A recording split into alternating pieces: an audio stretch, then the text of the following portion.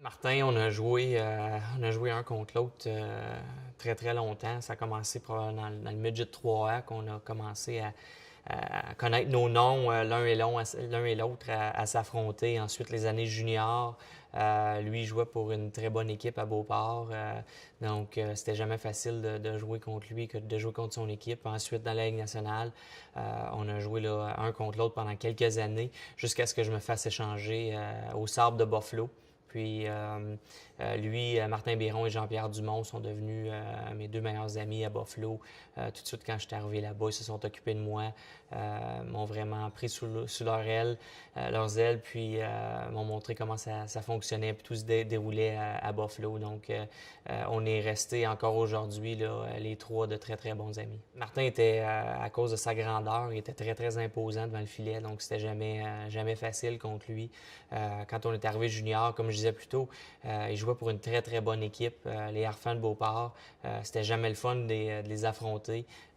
Écoute, si tu te rendais à Martin, tu étais chanceux. Puis là, tu devais battre Martin en plus de ça.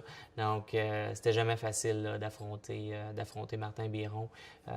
C'est la raison pourquoi il est sorti en première ronde dans la Ligue nationale. C'était très, très bien mérité. Tous les gens qui ont la chance de côtoyer une personne comme Martin Biron dans leur vie peuvent se compter très, très chanceuses.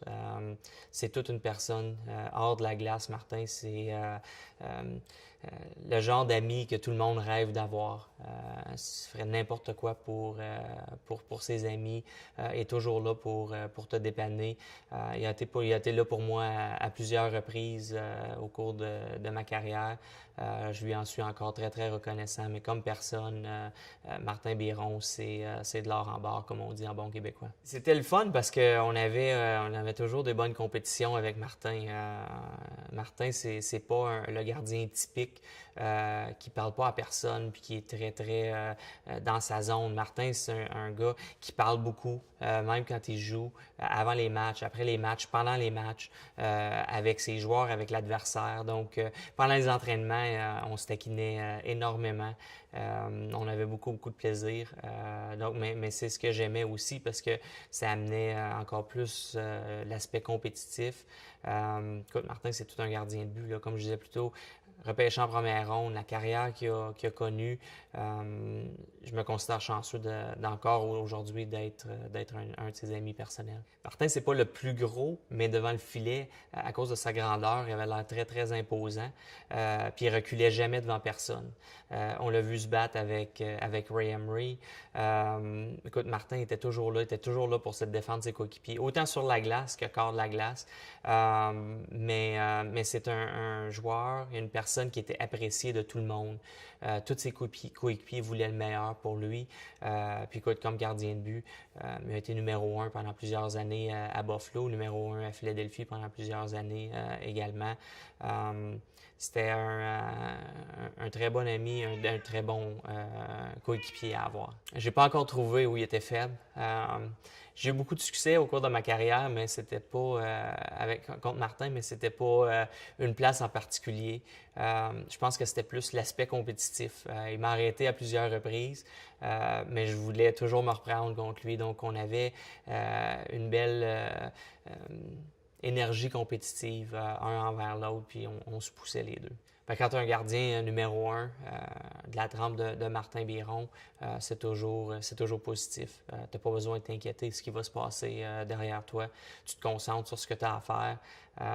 Mais surtout, c'est qu'on voulait toujours bien se défendre devant Martin. On voulait toujours l'aider parce qu'il était toujours là pour nous autres, pour nous sortir du pétrin là, quand ça allait mal. C'était facile avec Martin Biron parce que c'était un des leaders de l'équipe. Puis c'était un gars qui était très, très volubile aussi dans la chambre. Il parlait beaucoup. Sur la glace, il parlait beaucoup pour essayer de déconcentrer l'adversaire. Donc, ça rendait les choses, disons, beaucoup plus faciles comme leader d'avoir un gars comme Martin Biron là, dans la chambre avec toi. Il y a eu plusieurs beaux moments à Buffalo, tout comme à Philadelphie. Ce que je me souviens, c'est à Buffalo, notre poussée pendant les séries éliminatoires.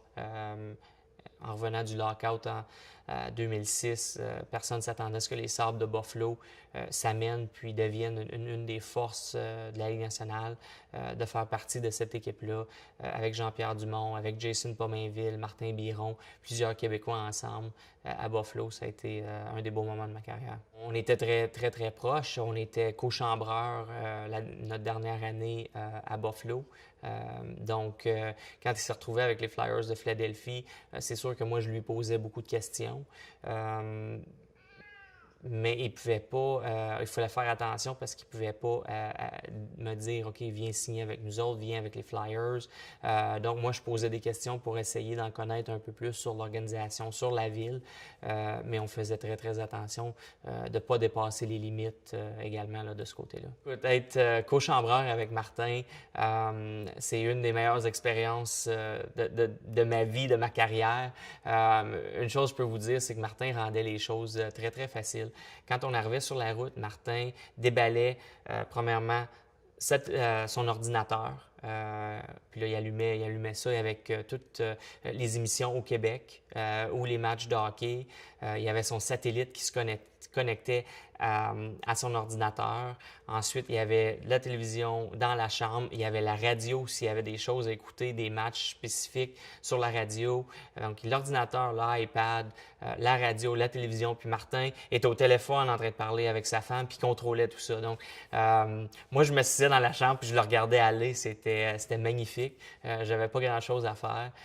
Mais écoute, c'était, comme je disais plutôt, un très, très bon ami. J'étais chanceux d'avoir un gars comme lui, comme co-chambreur, même qu'on a demandé de rester co-chambreur lorsque je me suis retrouvé avec les Flyers de Philadelphie. Puis c'est l'organisation qui a refusé parce qu'ils ne voulaient pas que leur gardien de but ait quelqu'un d'autre dans la chambre avec eux autres au cas où ils tombent malades ou quelque chose comme ça. Donc, on voulait quand même rester ensemble, qu'on s'entendait bien. Martin, c'est toute une personne hors de la glace également. Mais Martin, c'était un gardien quand même assez calme. C'est pas une personne, disons, qui sent... J'essaie de trouver les bons termes. Martin, c'est un gardien relax dans le sens que il n'y a pas trop rien qui peut le sortir de ses gonds. Il n'y a pas grand-chose qui le fait paniquer. Il y avait cette confiance-là quand il s'en allait devant le filet qui était pour bien performer. Donc, on avait toujours une très, très grande confiance en Martin.